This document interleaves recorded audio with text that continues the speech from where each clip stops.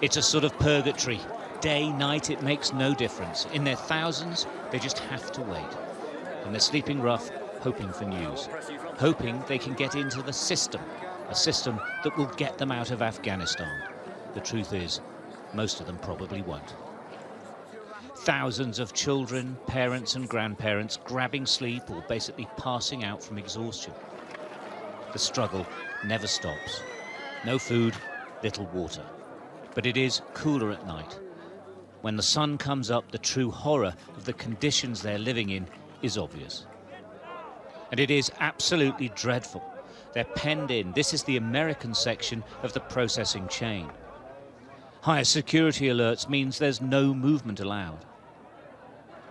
There is no shade here, only what can be fashioned from scarves and plastic.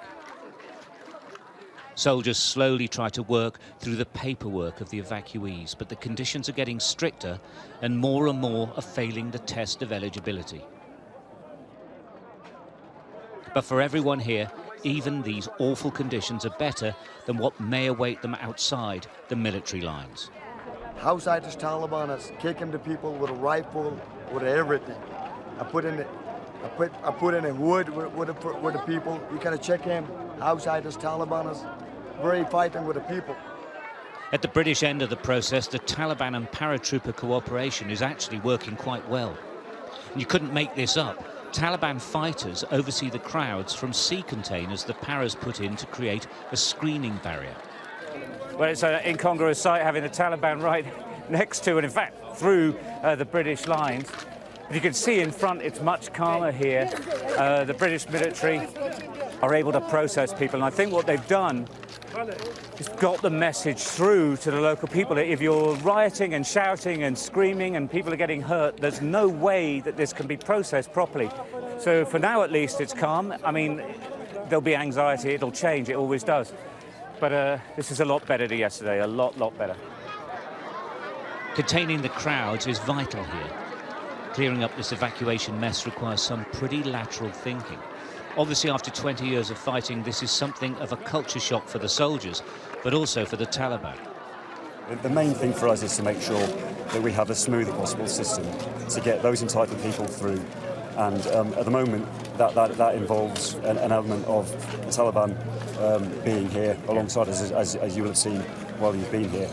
And ultimately, we have to put our thoughts of previous tours aside, because ultimately everybody is trying to get the same situation here, which is avoid a humanitarian crisis and bring those people through that need to be. But it's just the strangest thing, isn't it? Strange times, I suppose. It's strange times, but like I say, if we weren't here, who would be? It needs to be done. And as you said, everybody is feeling it, but ultimately you put that to one side and get on with the job. This is now a multinational nightmare, not just the US and Britain. In the crowds, they try to identify themselves to the soldiers and foreign services of countries they have links to. Their days are spent hoping someone will spot them and take them out of this hellhole and onto a plane. The wait is often days and days. In the horrendous rush to get here, families have been split. Posters for missing children are dotted amongst the crowds. People search for their loved ones in a daze of panic. But this is a tough environment. Only a few will make the flights, only some will go as a complete family, and nobody knows how long they have. It is purgatory. Stuart Ramsey, Sky News, Kabul.